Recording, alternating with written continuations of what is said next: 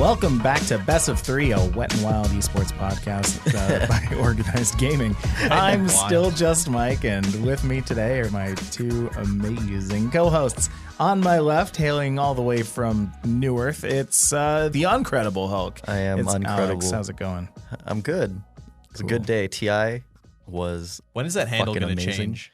What do you mean? I love my handle. He just changed it. I just changed it. He changed It's it like amazing. 4 days ago. I need it to be changed back. And on my right, hailing all the way from, where do you want to come from today? Heaven. Heaven. He came down from heaven, landed in a Hollister outlet. It's Stevan Petrusic. How's it going? Damn. Yeah. It's amazing. OG won TI. Like, Yeah. what? I know this They podcast, this episode isn't about it, but we have to talk about it a little absolutely. bit. I can't believe it. First team ever back-to-back and to win 2 TIs. That's insane, dude. That can never be done again. Maybe. It's true. No, 3-peat next year. 3-peat, let's go. If anyone's doing it, it's OG. Yeah. Of course. He's got a major OG fanboy. No, but if anyone can do it, it's OG. They're on another level that other teams are just not on. Yeah, So it's tell me more. amazing. Tell me about how those games went. It was like insane.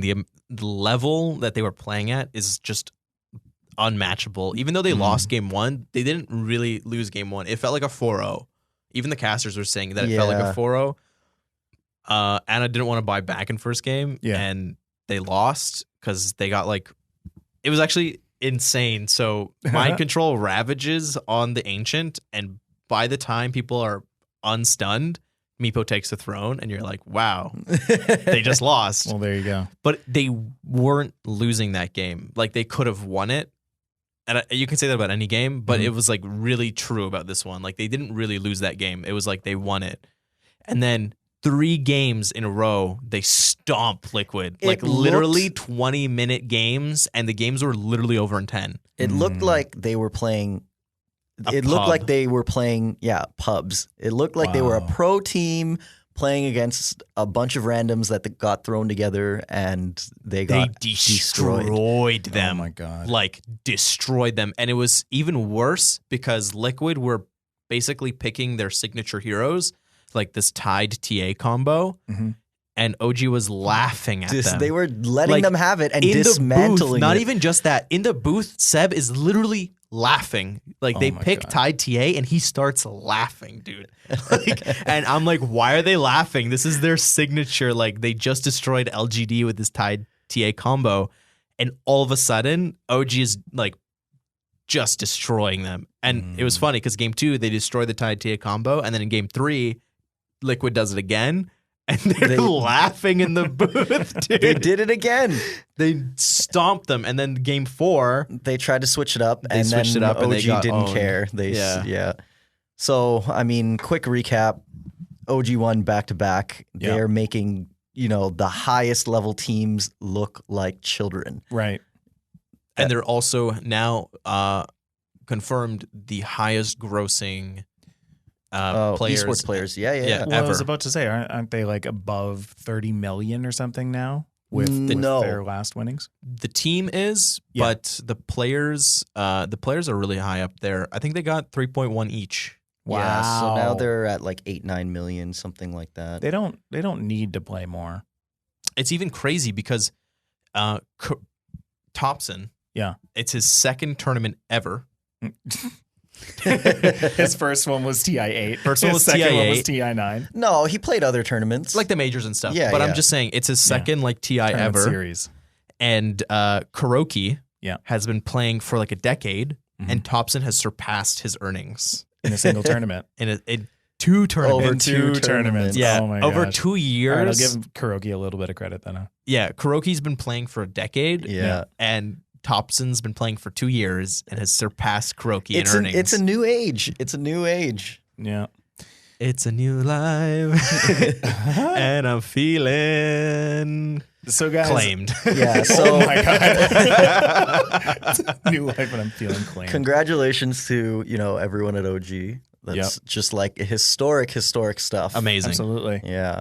And now let's get into the podcast, Yeah. the actual podcast. Guys, this is best of 3. On this show, apart from when we talk about Dota 2. We don't expect you to know everything or anything about esports. We barely do. And so that's why we research, so you don't have to. We're going to zoom far enough out for everybody to understand and then kind of zoom in. What do you mean? I know everything. On some of the finer points that some of the more important. That's so funny that you say that, because last episode, like the very last episode, you were the one who said we don't know anything. So to do a complete 180, pick a side, man. Like, pick a side. Pick a side. Pick a lane. Come on, man. I know everything. Yeah. Before we get I got into my phone on me. Yeah, really. Before we get into what we're talking about today, I want to go back again because we have another Twitch Rivals alert. Woo! We're talking about Twitch Rivals again. Oh my god, dude! It's all year, and then all of next year, and then all of the year. This is a Twitch Rivals podcast now, essentially. So we're gonna get into that. Hearthstone is our newest tournament that's going on in Twitch Rivals with a $25,500 prize pool. Oh, that's pretty good. It's pretty good, and it's divided out well. So you have like your first place teams first place people getting about 6,000, then it goes down to about 5,000, 4,000, all the way down to I think 900th for the 16th team. Okay. So honestly, I like that a lot better. It divides up. We were talking about last week about how kind of the prize pools are a little iffy for the people who get anything less than fourth. This one kind of gives a lot of stuff to kind of everybody who participates. But is that fair? Is that fair? That's a topic for another day. I think it. Oh yeah. I'm very much on the everybody. Write that down. Is that fair? Is that fair? That's our next podcast title. And then Mike is the kind of person who thinks everyone deserves this trophy. If you showed up, you get a ribbon. Participation. Participation. Hey, trophy. listen. It can be a smaller ribbon. But a smaller, like I don't know, a get out of Kinder here. Surprise. Like we need another host. I like consolation prizes. This is an esports goddamn podcast. We're here for a competition. That's fair. That's true. This is an esports podcast. We ain't here for participation awards. Really. If you get knocked out, you're gone. I don't even want to look at you. I want you to know you're bad. So that's Hearthstone in Twitch Rivals. And the other one is Apex Legends is our newest tournament. That one's interesting actually, because this one isn't just a showdown. This one is a Road to TwitchCon showdown. So there's a $50,000 prize pool, and the winner gets a trip to TwitchCon San Diego. Oh, that's really cool. So not only do they get to play for money, but they also get to show up at TwitchCon, and then all their fans get to meet them there. Yes, sir. That's really cool. I thought that was really sweet. Meanwhile, one of the tournaments that just ended was the Fortnite Twitch Rivals Challenge. And they made a bit of a whoopsie. Oh, yeah. Oh, they did? They made a bit of a whoopsie. Yeah, it was bad. So they were having a lot of technical issues. You know, some of the big streamers like Tfue, Cloaksy, I think, and they had some trouble connecting after, some attempts and stuff. They just quit. They left mid-game. How much was that tournament for? $400,000. A 400,000 Twitch Rivals, and they decided to just quit. Yeah. They just quit. They couldn't handle it. Shut off everything. It went to play Minecraft. He was done. I don't need this. The viewers can't see this, but I'm enough for this. Stunned. Yeah. No, that's crazy. I can't even wrap my mind around this. So wait, Twitch Rivals is invite only. Yep. So that means that they're playing public games or they're playing on a private server? No, they're playing on a private server against each other. So there's enough people invited to make a full server, I guess. Absolutely. And then the two biggest people just decided to dip. Yeah. But isn't that good for the people who are smaller? Absolutely. Someone small got definitely. $400,000. Yeah. The smaller people got a lot more money, but the kind of shitty thing there was that they weren't just saying that it was the technical difficulties. They were citing some problems with balance and where Fortnite was. And so, Alex, you were talking about this a little earlier, how Fortnite, they had implemented this new change, and they after weeks of being resistant to going back on it, everyone, if you play Fortnite, the mechs. If you don't, the brute, they have some. It's an absolutely overpowered mech suit that the competitive players just hate this thing.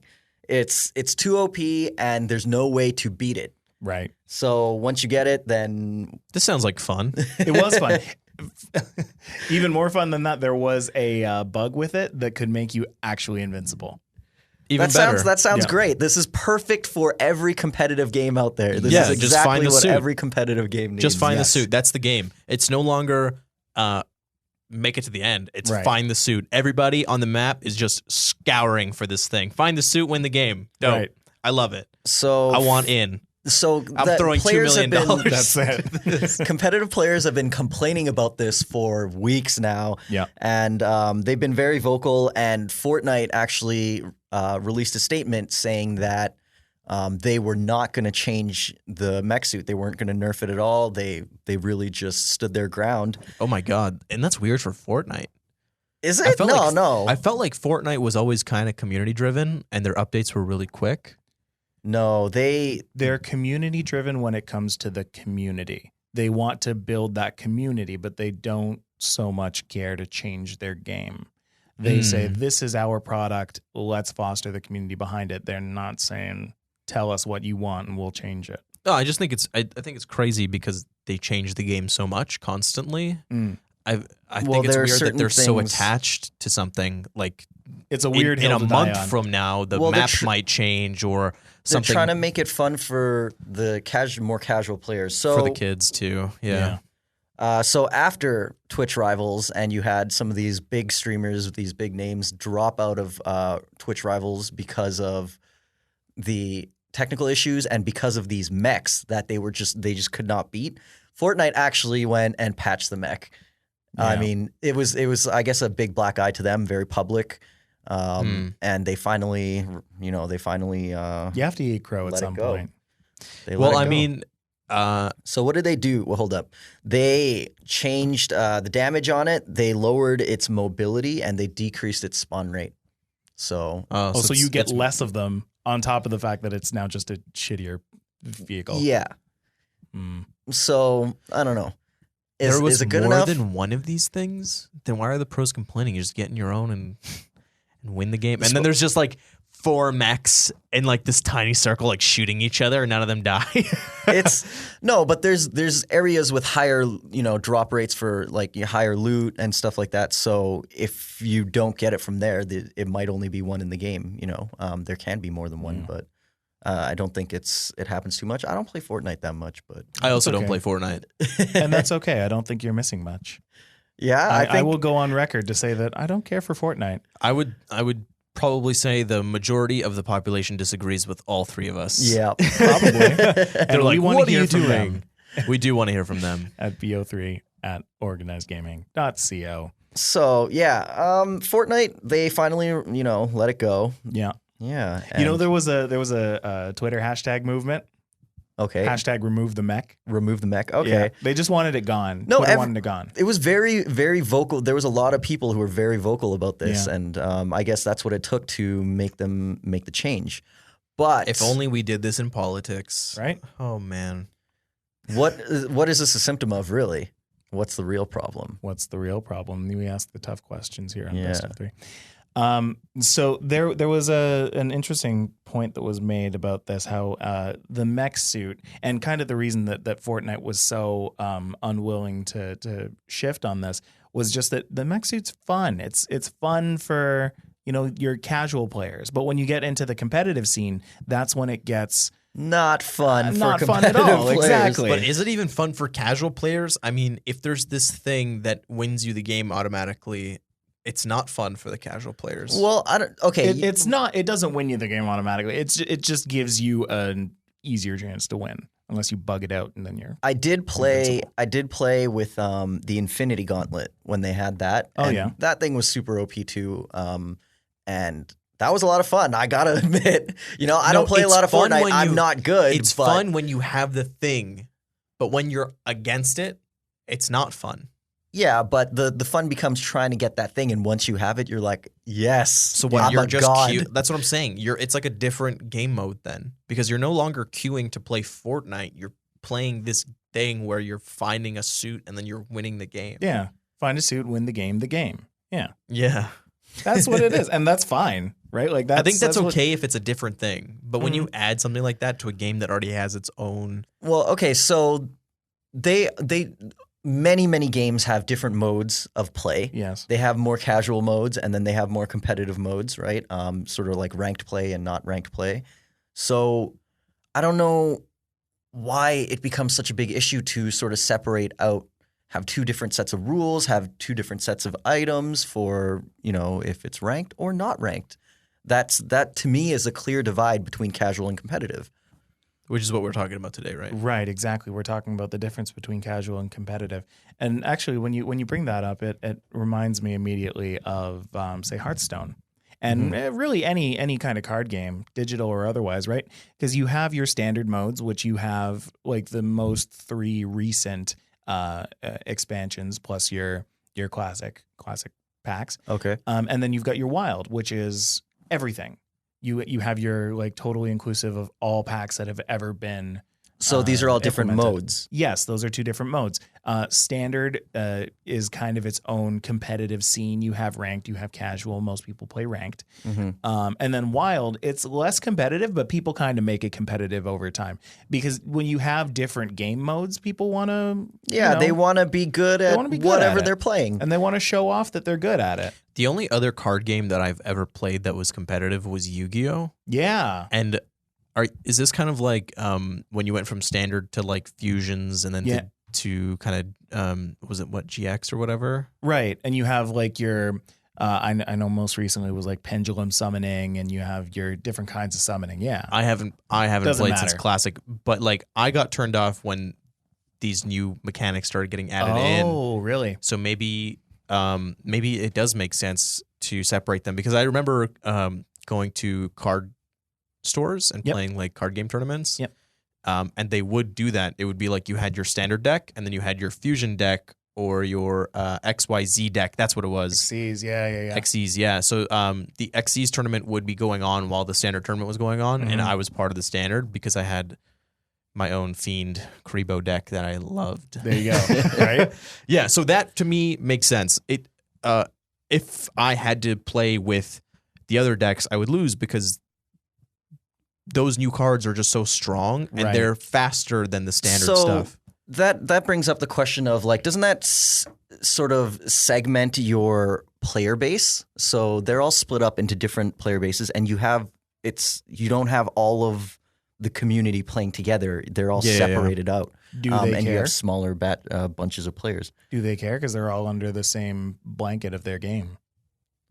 Well, if you so for online games, card games definitely not, but for online games, there's queue times. Right. The more players that are playing, the faster your queues. And if you play something like Fortnite, you could get in a game instantly, whereas a game of Dota could take you 10, 15, 20 minutes, depending on how... Or even if you're playing a game like Call of Duty that's super popular. Yeah.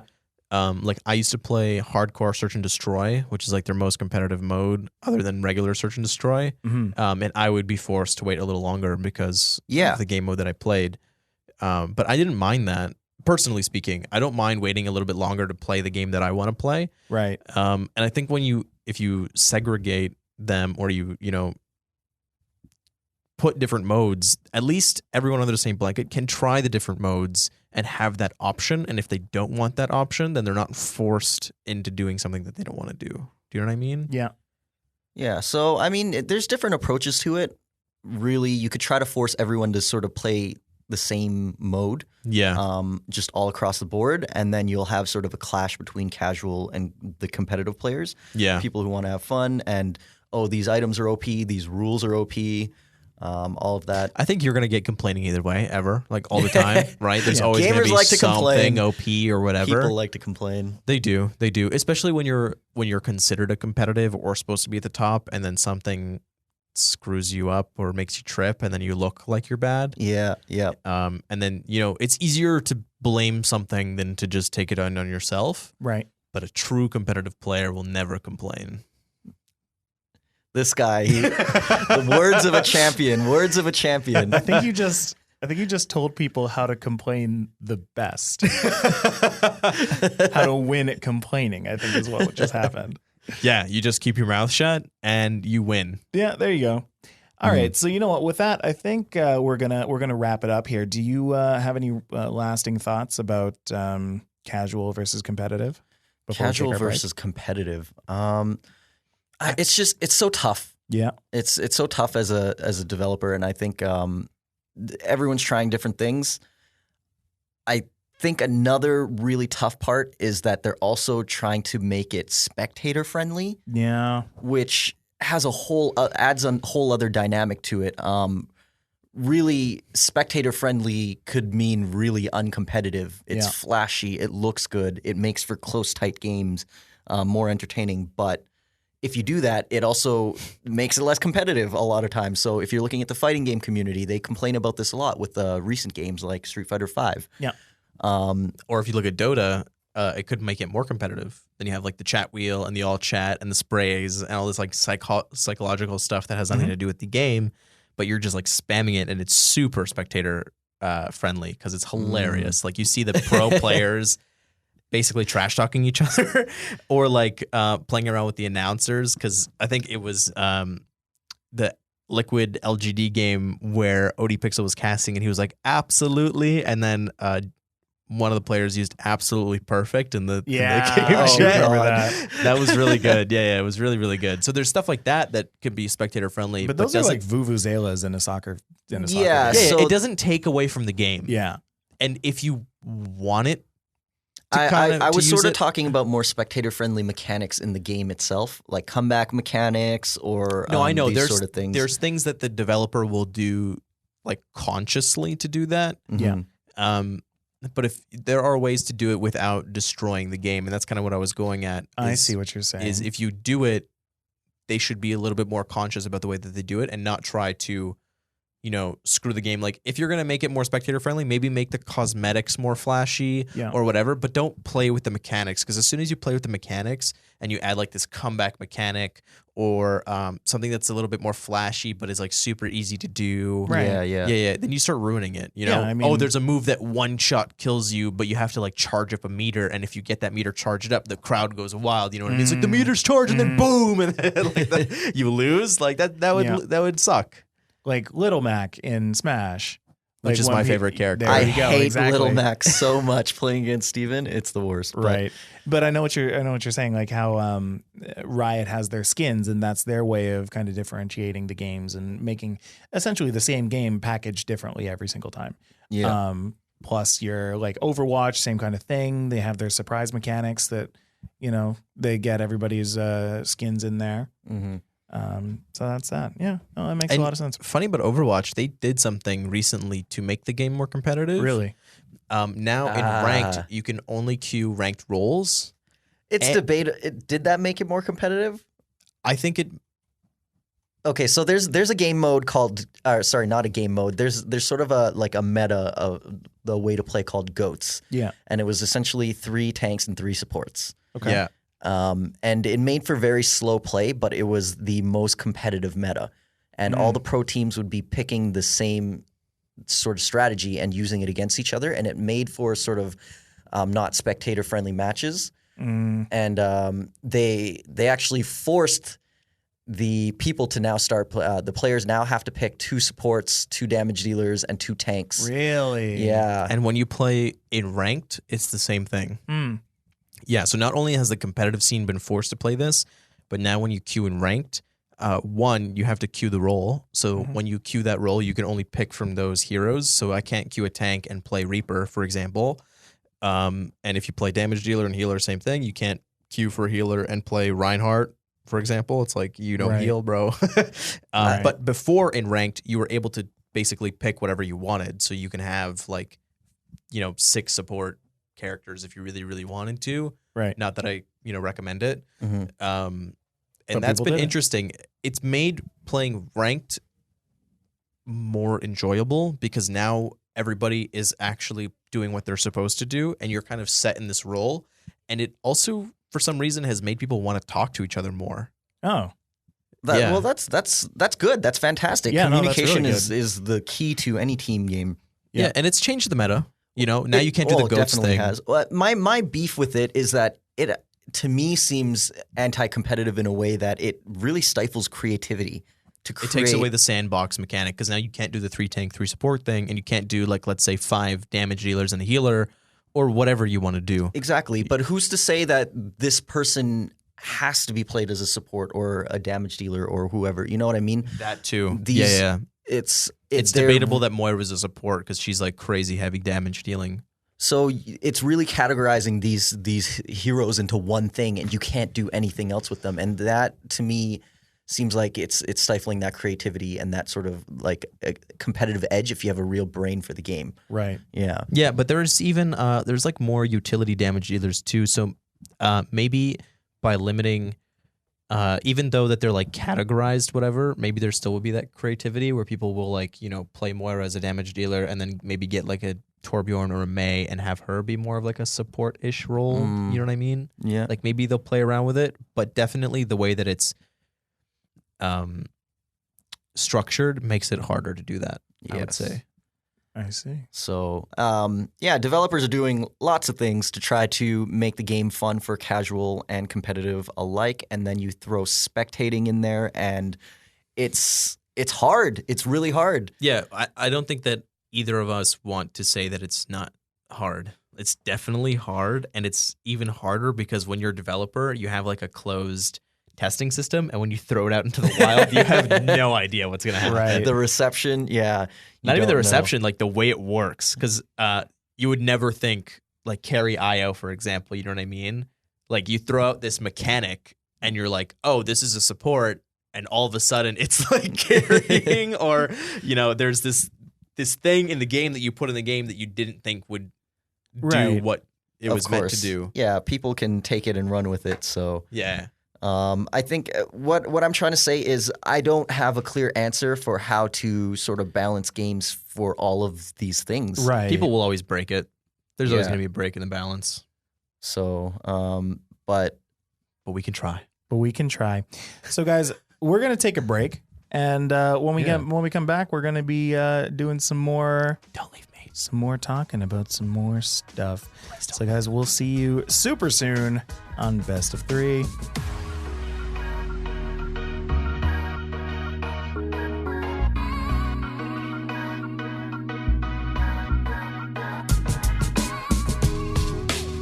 Guys, we are back.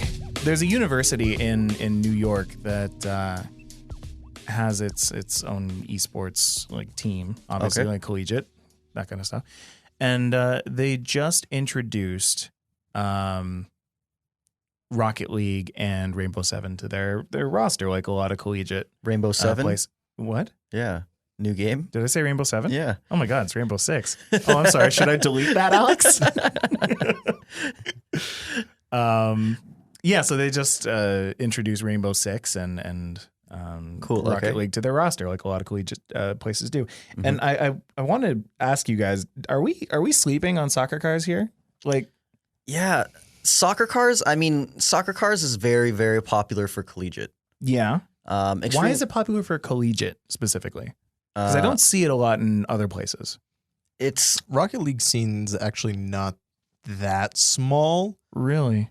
But it's also not that big. And it's surprising. I think it might be too small. It might be too small.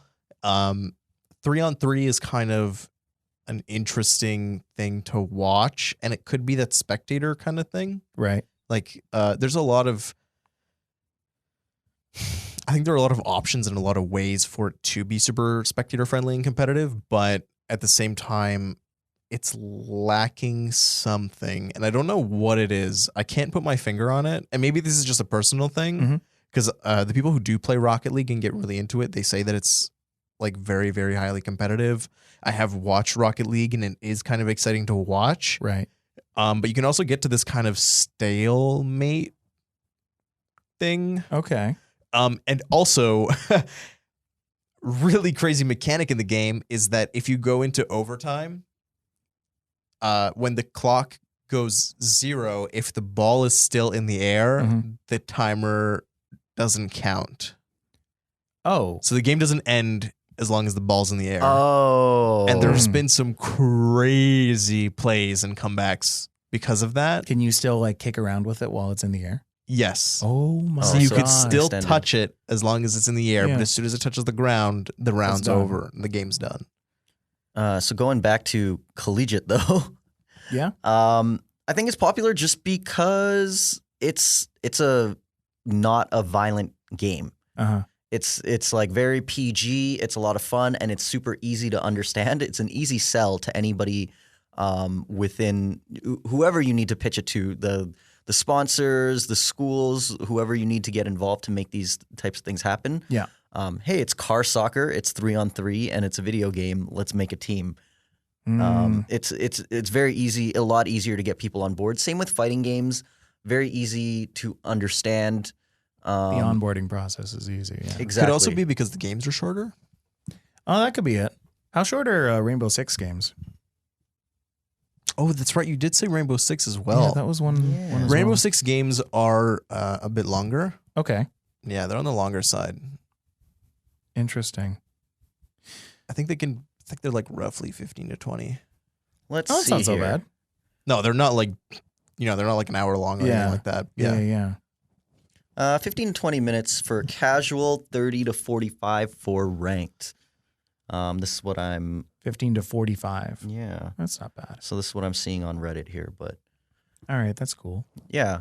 What do you think about the casual versus competitive on things like Rocket League? Oh, I feel like that's a great casual game. it is a great casual game. It's made to be very easy to understand and very Yes. easy to get into. But it's based off of a competitive sport. There's nothing in there that's game breaking. So if you want to get good, you have to learn how to do the have things to that get make good. you good. You have to learn how to dribble. You have to learn how to flip your car the right way. Yeah. And it's really Managing just your boost and stuff like that too. Mm. Yeah.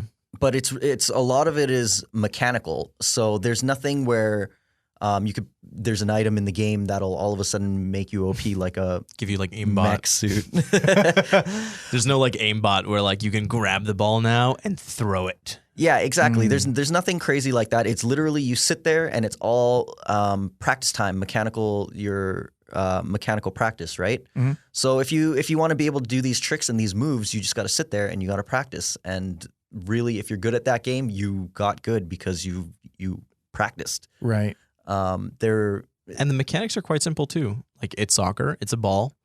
Once you understand the physics of the ball itself and the way that the car can hit it and stuff Yeah. like that, then things start getting complicated. But like the game, as Alex said, is like very, very simple. Mhm. You're in a RC car. Mhm. You can steer the car. You can jump with the car. And then when you're in the air, you can kind of like rotate your car around. And that's it. Like there's I mean, and then there's the boost. there's this like skillful combinations that you can do. No, but I'm saying When you're in the air, the mechanics. That's it. Mhm. Like that's the whole thing. Like you can drive your car forward and back. You can steer it. You can make it jump, and then you can boost, and that's it. Yeah. Yeah. And when you're in the air, you can kind of rotate the car around. But taking those things and then creating like equations to these crazy tricks and stuff, Right. Mhm. that's when the game gets complicated. Because you're like, okay, so I can boost and then jump and then boost in the air and spin and do like this kind of basically like a car kickflip into this ball and Yeah. then the ball will get launched in this direction. Yeah. Oh, last thing we forgot to mention is that you can drive on the walls too. Yeah, that's true. Because, I mean, you take that out and it's just essentially 3D Pong. Yeah. But when you can actually use that wall to your advantage and get the ball in different, heights. And then that jump changes off the everything. wall. Yeah. Yeah. And Really do cool your stuff. Flips off the wall. Yeah. Drive on the ceiling. So I was playing Counter-Strike last week, actually, and I hadn't played in a while. I actually noticed that on Steam. It was weird seeing you on there. So I was playing Counter-Strike, and I'm gonna put this out there. I think Counter-Strike is one of the best spectator esports out there. Okay. Really good, really easy to watch.